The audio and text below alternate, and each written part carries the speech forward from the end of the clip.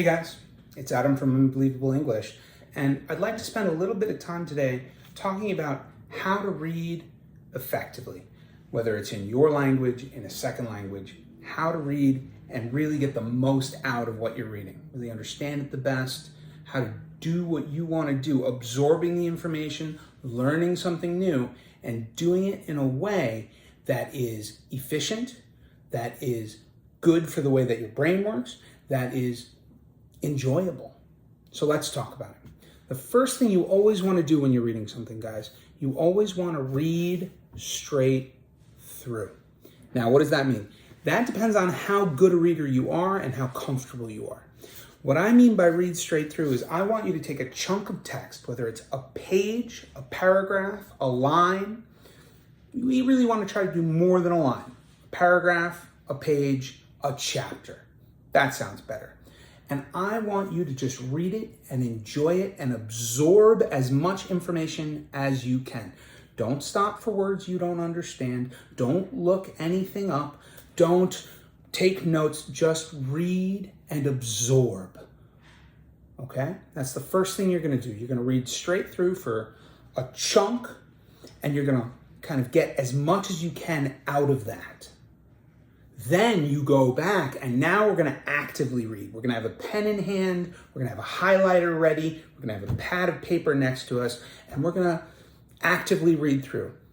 Where there are things you don't understand, you can underline those things. Where there are things that you think you understand what they are, but you're not sure, maybe you use parentheticals. If you see things that you think are important to the story, or things that maybe are repeated motifs or themes, then we're going to maybe put a star next to those things.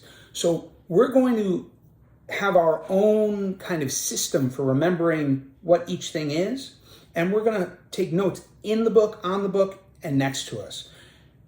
And again, we're not going to stop to look anything up. We're just going to take notes through it, and we're going to keep going as we go. So we're going to actively read. We're going to find the important things, the things we're not sure of, the things we definitely don't know, and we're going to mark them all down.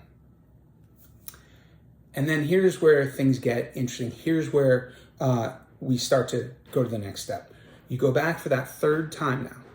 I know I'm asking you to read 3 times. Oh, terrible. But it works. You go back that third time, and instead of immediately stopping what you're doing and looking things up, you use the context of what's around the thing that you don't know, whether it's a vocabulary word or a phrase that you don't understand. And you're going to use that context to understand as much as you can. Is this word that, or this phrase, or this area that you don't quite understand, is it positive? Is it negative? What does it have to do with? Is it talking about a character? Is it talking about a scene? Is it talking about where something's happening? Is it talking about the story and how things are progressing? Is it talking about what happened? So that's the big picture. Then you get more narrow. You start to define it more specifically. What else can you tell me? Do you know if it's, can you take a guess as to what it means? Can you be really specific about what it might be? We want to try to come in as narrowly as we can, guessing. I know you don't know, but I want you to guess. That's so key here. So you're going to take guesses as to what you think each thing that you saw was. And now, we're not going to look it up. We're not going to take out our Korean dictionary, Korean to English dictionaries. We're not going to take out our English dictionaries even. We're going to look for pictures. This is a really big tip. It doesn't always work because the internet is a weird place. But if you go to like Google, Naver is okay, but an English site might be better for this. Go to Google and type in the word truculent. And then you look up images. Sometimes you're going to get the name of a business, or you're going to get the name of a video game or a movie or something weird. That's okay. You add in a little more context. Maybe you add a couple of words from the sentence around it and see what pictures come up. And often those pictures will give you a really good sense for what something means. Those are the steps that I want you to take. After that, then you can look up the English definition. Keep it in the same language if you can. See if you can understand it that way. And then the very last step, and really, I don't even want you to do this, is to look it up in your own language. But that's not very helpful. Okay? The way our brain works, we want to create lots of connections between this new thing that we're learning and other things in the language we're learning, around the idea that we're absorbing. So we want to go through those steps piece by piece. Now, if you're taking a class with me, even better, because you can do the first maybe 2 or 3 steps, get to the point where you look up the picture and you have an idea for what it means, and then you bring it to our online class or our physical class, and you say, Adam, I think this means this. Am I right? That, to me, is the very best thing you can do. Because even if you're wrong, you're doing a whole lot of things that, and I won't get into the science on this video, but they're really good things for your brain. They help your brain so that once you really get the answer and you know exactly what it is, first of all, you feel like you figured it out.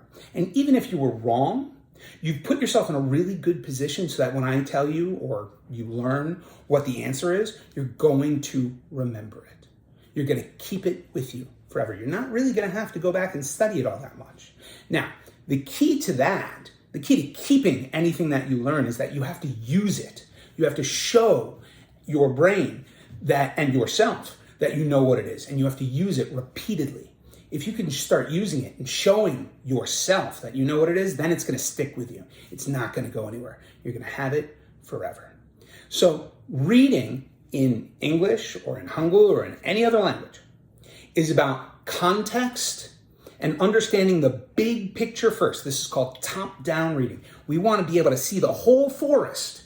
And then once we understand what the forest is generally about, then we're going to go down and we're going to start looking at those individual trees, those individual ideas or words, and making sure that we understand them. Because when we understand the big picture, it makes it much easier to understand what's going on in the small pictures that make up that big picture. I hope this was helpful. I'd like you to give it a try. Let us know how it worked. Let us know if you need help with anything, and we'll talk to you soon. Thanks so much for being here with me at Unbelievable English, guys. See you next time. Bye.